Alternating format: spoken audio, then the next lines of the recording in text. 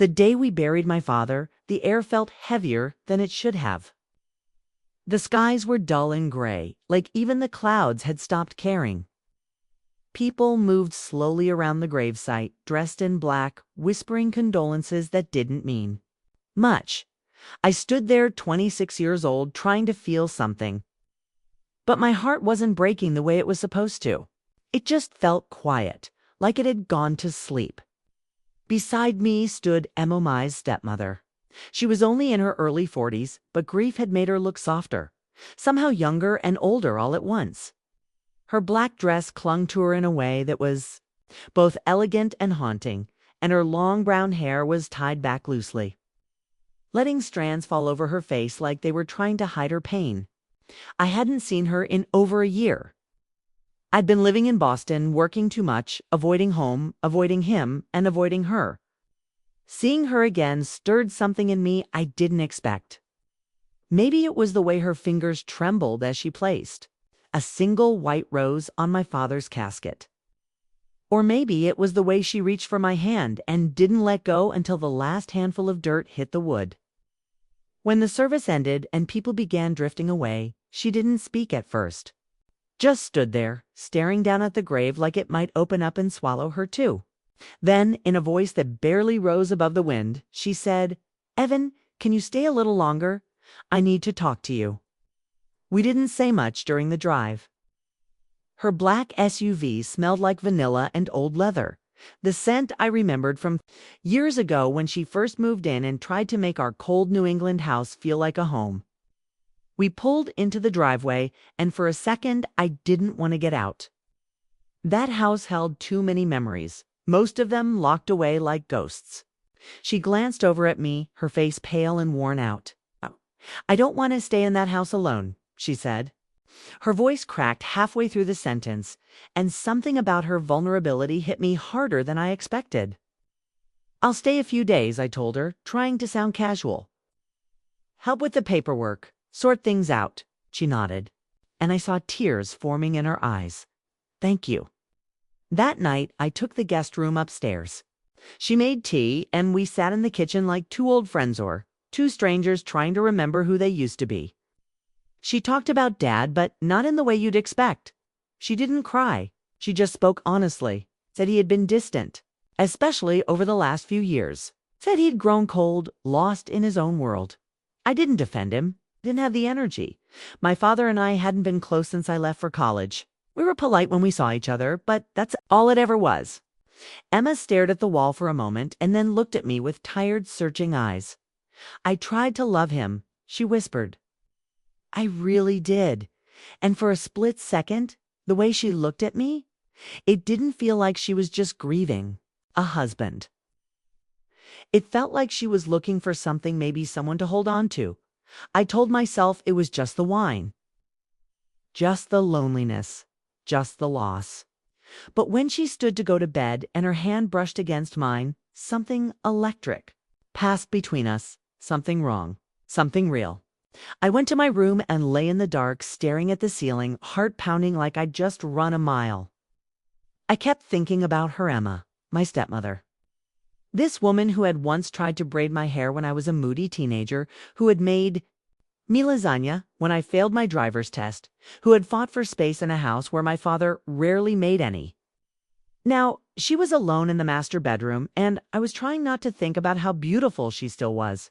Not the polished kind of beauty you see on magazine covers, but something more quiet and raw, real.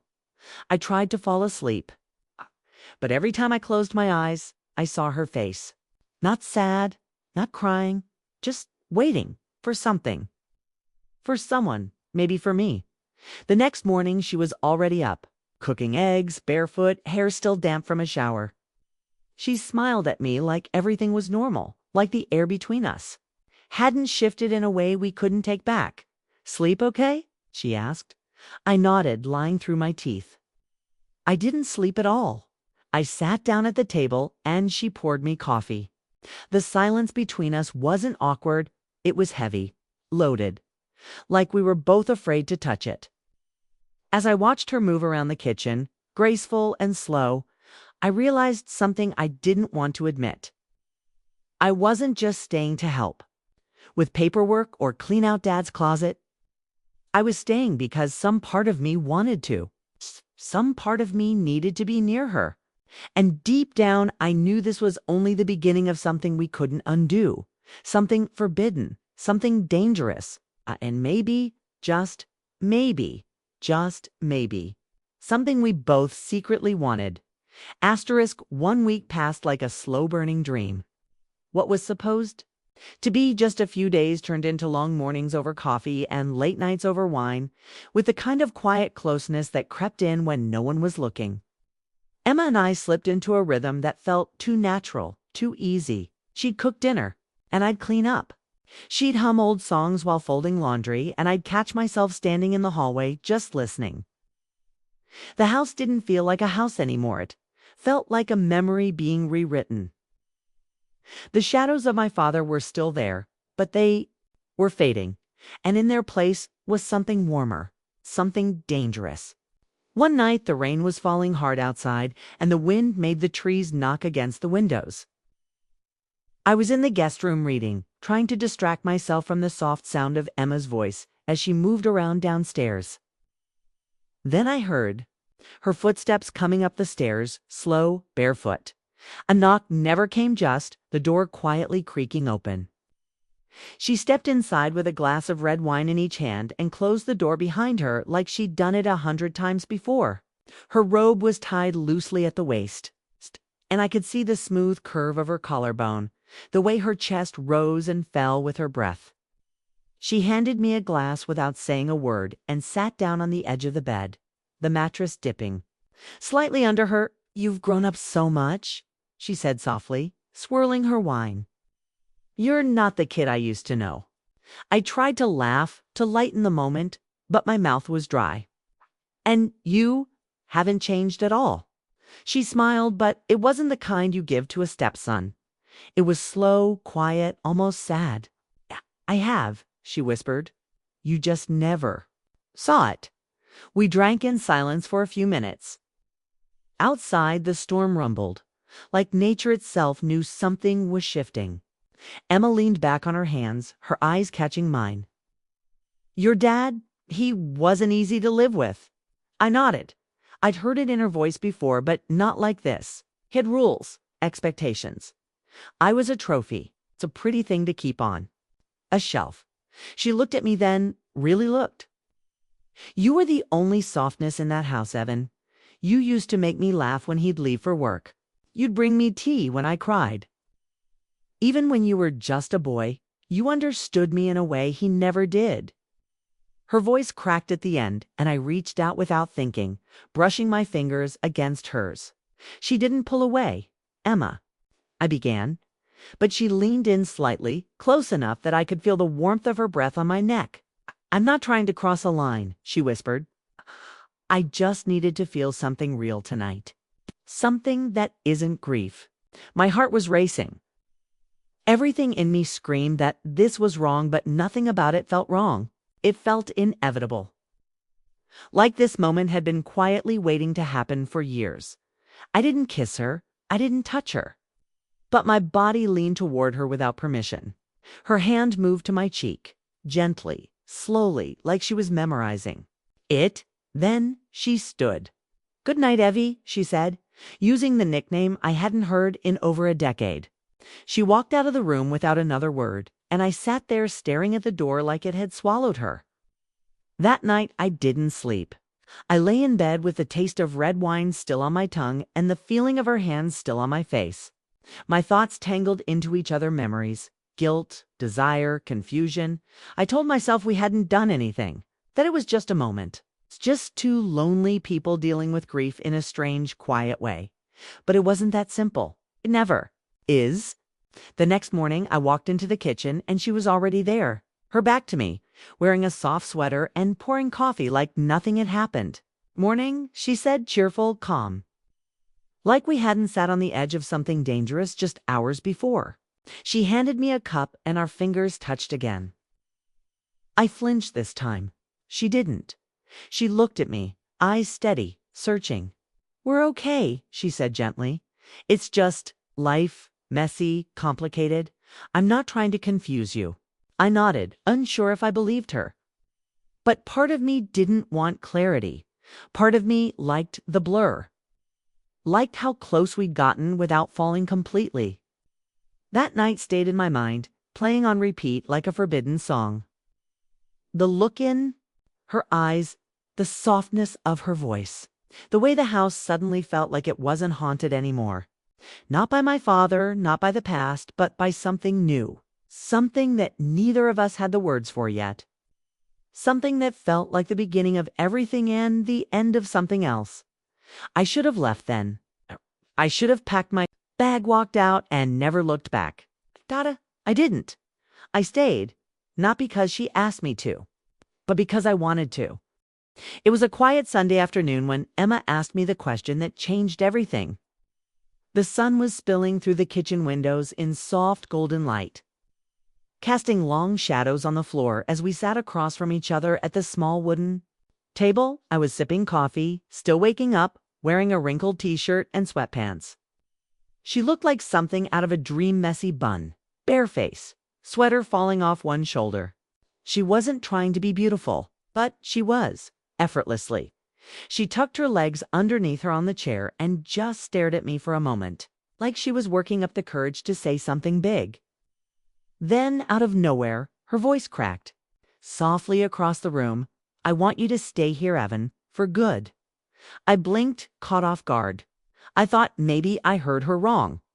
You mean, stay a few more days? She shook her head. No, I mean, live here, with me. My stomach tightened, heart racing.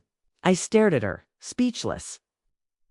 The air between us, already thick with unspoken things, suddenly grew heavier. Emma, I have a life back in Boston, a job, my apartment. My voice faded under the weight of her eyes. She looked vulnerable in a way I hadn't seen before. Not fragile, just raw, real. You could work remote, she whispered. You could take some time off. I can't be here alone anymore. Her voice trembled, but there was something underneath her fear, something stronger. It's not just about the loneliness, she added. It's about you. I looked away, unsure of what to say, unsure of what I even felt. Was this grief speaking? Was it loneliness? Or was it something more dangerous, something real? She slid an envelope across the table, her hand shaking slightly. Your dad left this for you. He told me not to give it to you right away. Said you'd need time. I stared at the envelope, hesitant, then finally opened it. The handwriting was unmistakable. My father's sharp, slanted script. Ugh. I read it slowly, each line carving deeper into my chest. He talked about regret, about things he never told me. Then he admitted the truth, that he had cheated for years with his secretary, that he had another child, someone I had never met, never even heard about, that he had left most of his money and assets to her, not to Emma. I felt sick. My father, the man I had grown up fearing and admiring in equal parts, was not the man I thought he was. I looked up at Emma, her face unreadable. He betrayed both of us, she said softly, her voice empty of surprise. He left me with nothing but this house. And 1,000 unanswered questions. I didn't know what to say. There was no comfort I could offer, no words that could take away the sting of that kind of betrayal. But I reached across the table, took her hand, and she didn't let go. Her fingers laced with mine, slow and intentional, like a promise we weren't allowed to make. I'm not asking you to love me, she whispered, her voice barely there. I'm asking you to see me, just as I am. Not as your stepmother, not as the woman who married your father, but as a woman who's hurting. It's been alone in this house for far too long. And who finds peace when you're near? Something broke open inside me. I didn't know if it was guilt or longing or the start of something more, but I felt it flood through me like heat. I looked at her differently now, not through the lens of family or morality or history, but just as a woman who had loved and lost, who had endured more than she ever let on, and who was now reaching for something soft in a world that had been hard to her for too long. That night, I couldn't sleep. I kept thinking about her words, about the letter, about the way our hands had lingered a little too long. I walked the halls of that house like a ghost, haunted by everything we weren't saying out loud. I passed his old office, the door still slightly ajar. I paused, staring into the darkness, feeling the weight of secrets pressing against the walls. I thought about leaving, about packing up and running from everything before it went too far. But I didn't. I went back to bed. And just before I turned off the light, I got a text from Emma. Just 4 words. "Don't leave me, please." I stared at the screen for a long time, heart thudding in my chest. I didn't reply. I didn't need to. I knew what I would do.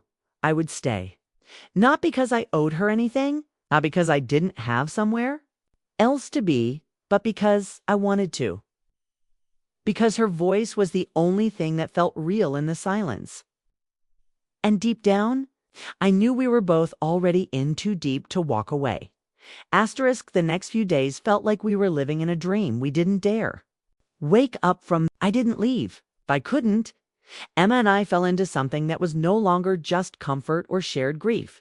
Became intimacy, slow and unspoken at first. A glance that lingered too long. A touch on the arm that said more than words ever could. The house, once cold and hollow with memory, started to feel alive again, filled with the scent of her cooking and the soft sound of her laughter. Rare but beautiful. I'd sit on the couch at night and watch her move around in the kitchen, barefoot, humming to herself, the curve of her waist showing beneath her sweater. Sometimes she'd sit beside me, our knees touching, the kind of touch that felt like a secret. One night it happened softly, suddenly, and without warning. We were watching an old movie, half a glass of wine left between us, and her head fell against my shoulder. She sighed, slow and deep, like she hadn't breathed like that in years.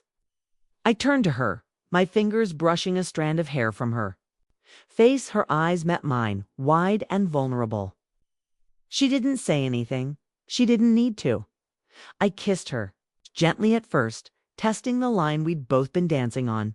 When she didn't pull away, I kissed her deeper, slower, like I was finally allowing myself to feel everything I'd been holding back. Her hands slid around my neck, trembling, unsure but wanting. That night we crossed a line we could never uncross. We made love in the quiet of a stormy night, the rain tapping the windows like a heartbeat. It wasn't rushed or wild. It was slow, intense, aching. Her touch was tender and unsure, like she'd forgotten what it felt like to be held that way. My body responded to her in ways I couldn't explain, like she was the home I didn't know I'd been missing. Afterwards, we lay tangled in each other, her head on my chest, my fingers tracing lazy lines along her back. We didn't talk. We just listened to the storm, to each other's breathing. It's the silence that was no longer empty, but full of everything we couldn't say aloud. In the morning, I woke to sunlight and the scent of fresh coffee. She was already up, wearing my shirt, barefoot in the kitchen, smiling like the guilt hadn't touched her. Yet, tore, maybe she had just chosen not to feel it. I wrapped my arms around her from behind, and she leaned back into me like she'd been waiting for it her whole life.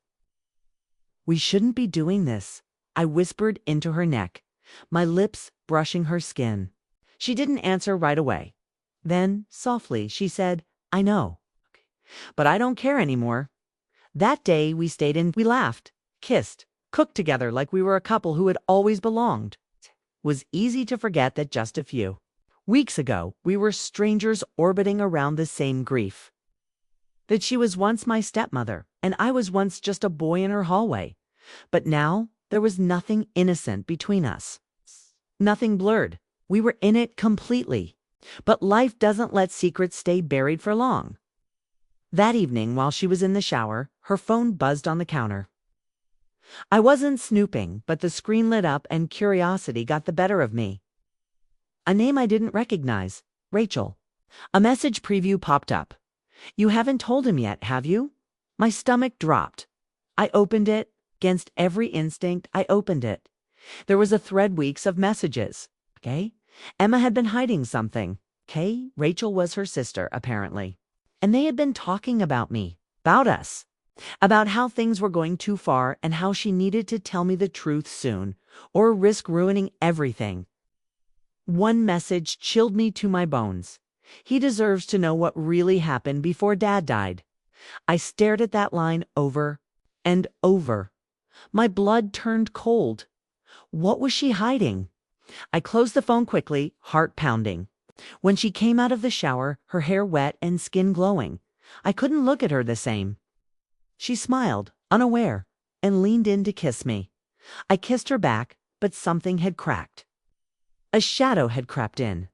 That night we made love again, but I could feel it in the way her hands clung to me, the way her lips pressed harder than before.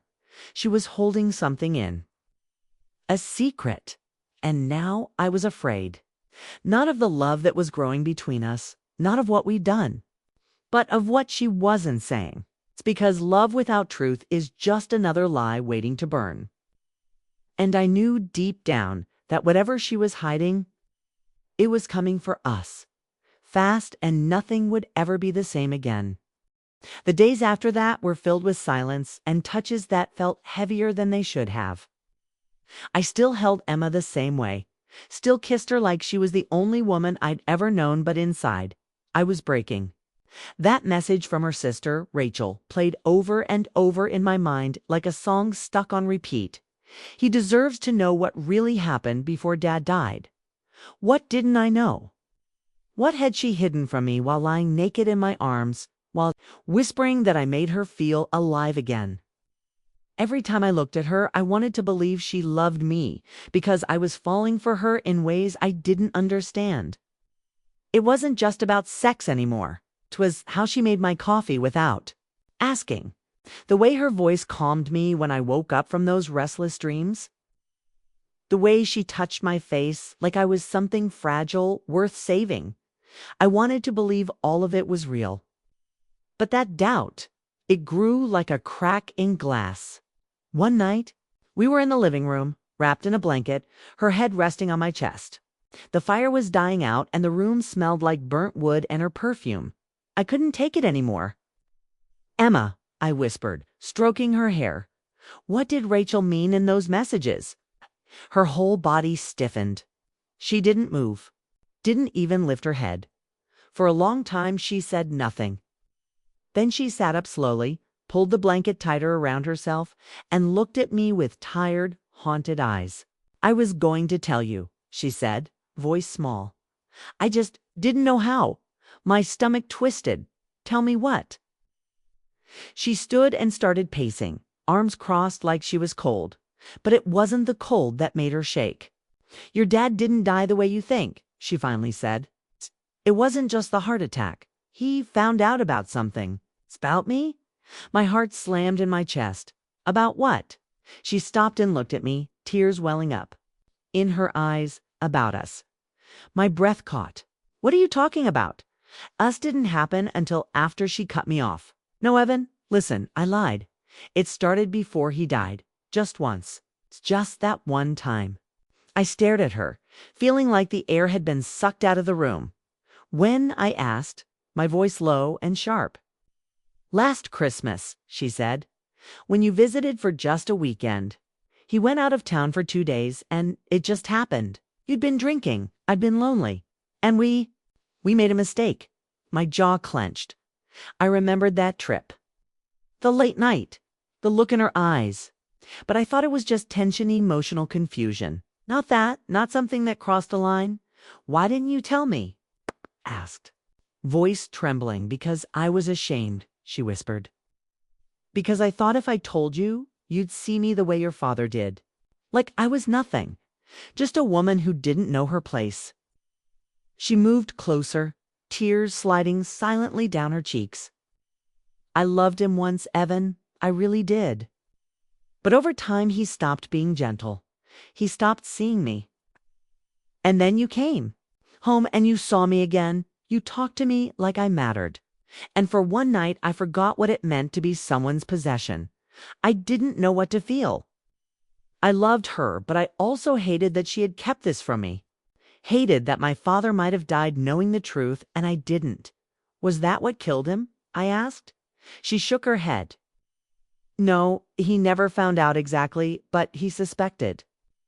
He had this look in his eye, like he was putting things together. And then, just a few weeks later, he collapsed. I sat down, burying my face in my hands. Everything inside me felt messy: grief, betrayal, guilt, lust, love, all tangled into one storm I couldn't climb out of. She knelt in front of me and took my hands. I know I should have told you sooner, she said, but I didn't want to lose this, us, whatever this is. I looked at her, her eyes swollen from crying, her lips trembling, and I realized something terrifying: I still wanted her. Even now, even with the lies, even with the past. That scared me more than anything. I pulled her into my arms, held her tight, and whispered, "We can't keep doing this, Emma." She nodded against my chest. I know. But neither of us let go. That night, we didn't touch. We just lay side by side, hearts beating too fast, heads full of what-ifs. It wasn't love anymore. Or maybe it was, but twisted, wounded, poisoned by secrets. I didn't know where we would go from here.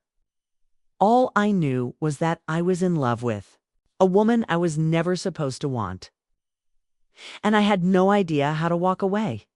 The days that followed felt like walking through a fog neither of us could escape. Emma and I stayed under the same roof, breathing the same air, sharing the same coffee in the morning, but everything between us had changed. Not in a loud, angry way, but in a quiet, aching kind of silence.